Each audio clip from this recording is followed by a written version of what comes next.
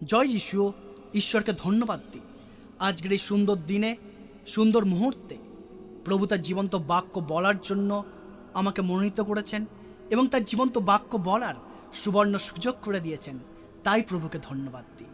আজকে শাস্ত্রের একটি অংশ থেকে আমি আপনাদের সঙ্গে কথা বলতে চাই যে ঈশ্বর মানুষকে সৃষ্টি করেছেন, ঈশ্বর এই পৃথিবীকে সৃষ্টি করেছেন, ঈশ্বর স্বর্গকে সৃষ্টি করেছেন, কিন্তু সেই ঈশ্বর কোথায় থাকেন?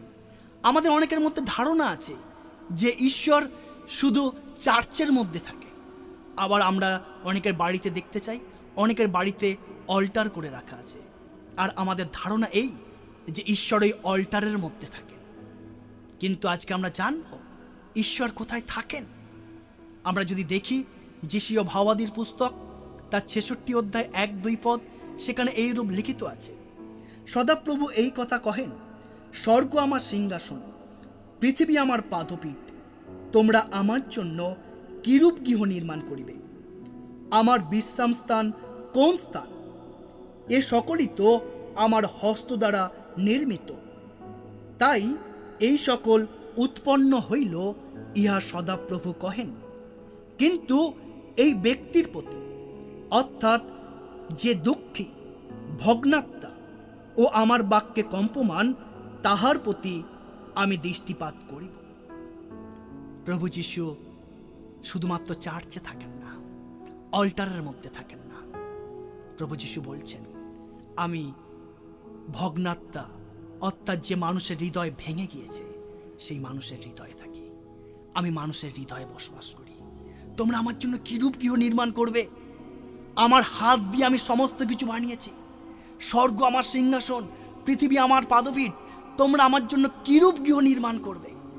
আমার হাত দিয়ে আমি এ সমস্ত কিছু বানিয়েছি। আর আমি সেই ঈশ্বর, আমি ভগ্ন মানুষের, যে মানুষের হৃদয় ভেঙে গিয়েছে, সেই ভগ্নাত্মা মানুষের হৃদয়ে আমি বসবাস করি।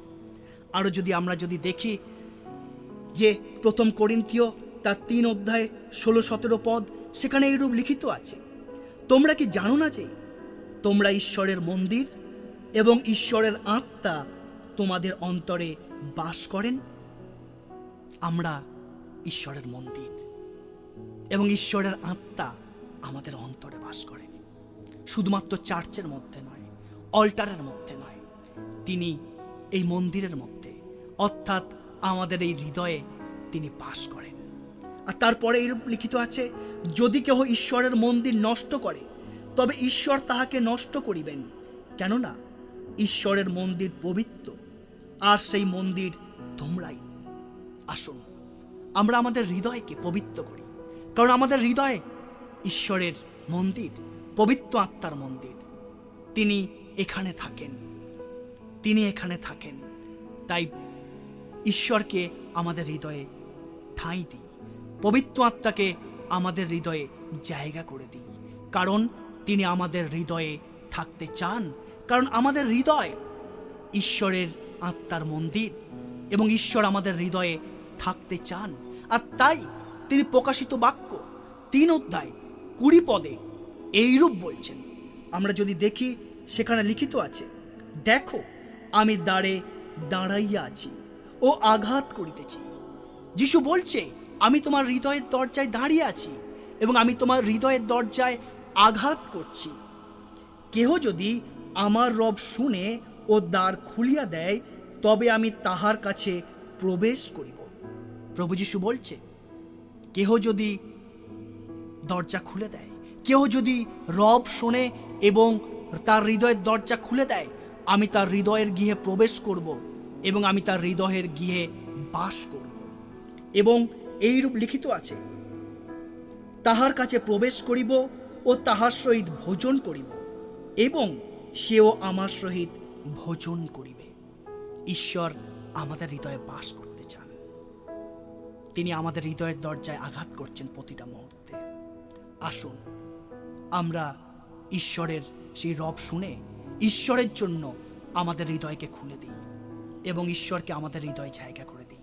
কারণ আমাদের এই হৃদয় ঈশ্বরের মন্দির, পবিত্র আত্মার মন্দির। তিনি আমাদের হৃদয়ে থাকতে চান। আসুন আজই আমরা ঈশ্বরের জন্য হৃদয়ের দরজা খুলে দিই এবং ঈশ্বরকে আমাদের হৃদয়ে ঠাঁই দিই। ঈশ্বর তার পবিত্র বাক্যের মধ্যে দিয়ে আপনাদের প্রত্যেককে আশীর্বাদ করুক। আমেন। জয় যিশু।